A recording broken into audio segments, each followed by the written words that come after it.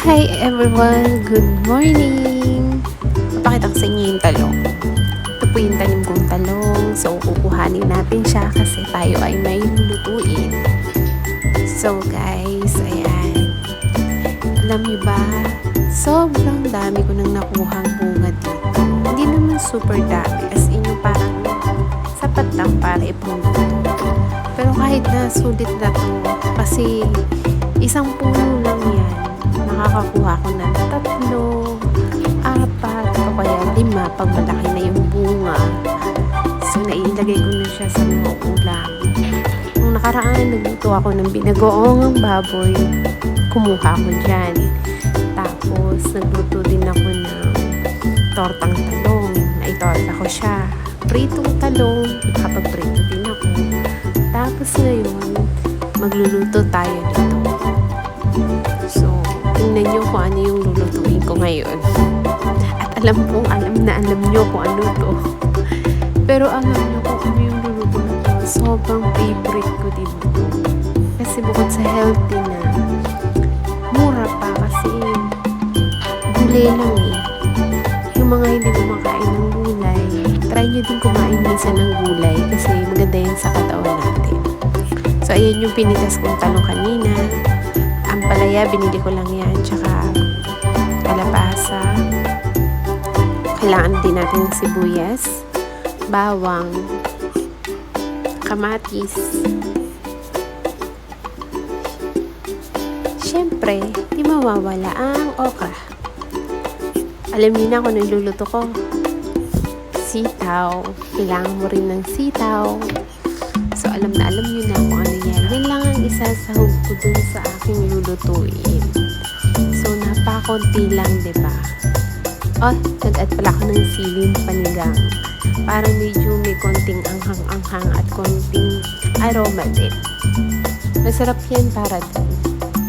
So, yan. Sisimulan ko na siyang hugasan. Siyempre, hugasan muna natin lahat ng gulay bago natin siya hiwa-hiwain or kitilin o ano man bago natin siya iluto.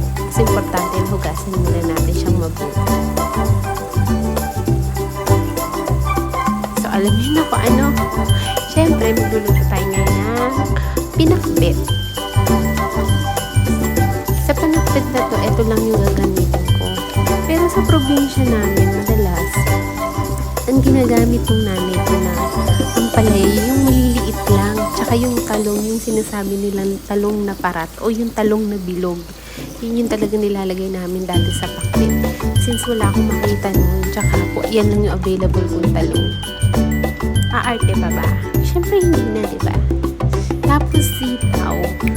Hindi talaga kami naglalagay ng sitaw sa pakbet. Parang madalang lang kami nakakakain ng may sitaw sa pakbet.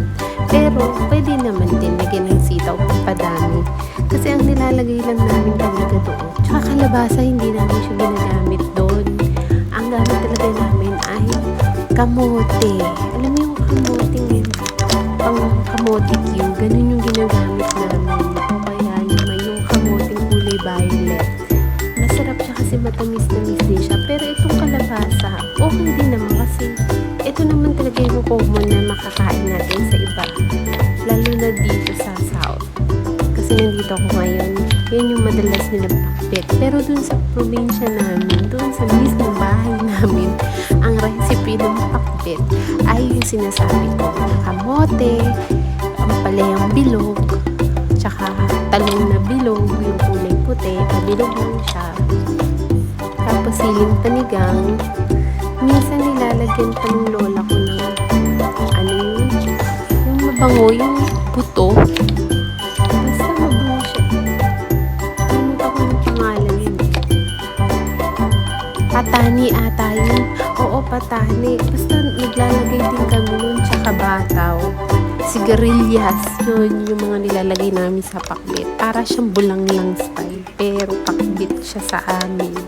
Basta samot-samot na gulay. Yun na yun.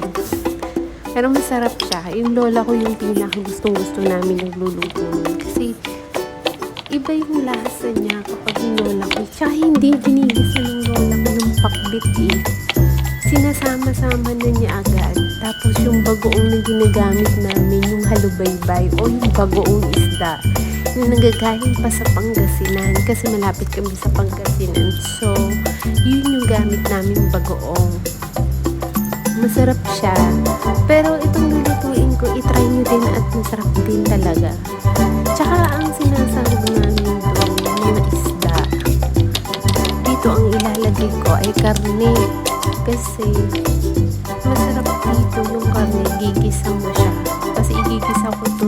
Kaya masarap dito, karne talaga. Karne ng baboy, yun yung ginagamit ko talaga kapag gisa-gisa. Pero yung ginagawa ng ganito, hindi ko magawa. Pero masarap yun. Favorite namin yung magkakapatid. Kasi gustong-gusto namin yung lasa niya. Kakaiba. Basta masarap siya. Tapos mabango pa gawa ng mga patani. Tapos yung bataw, iba yung lasa niya. Yung sigarilyas. Masarap siya kasi sinasama siya sa pakbete. So, ayan yung mga ingredients na gagamitin ko lang. Nahiwa-hiwa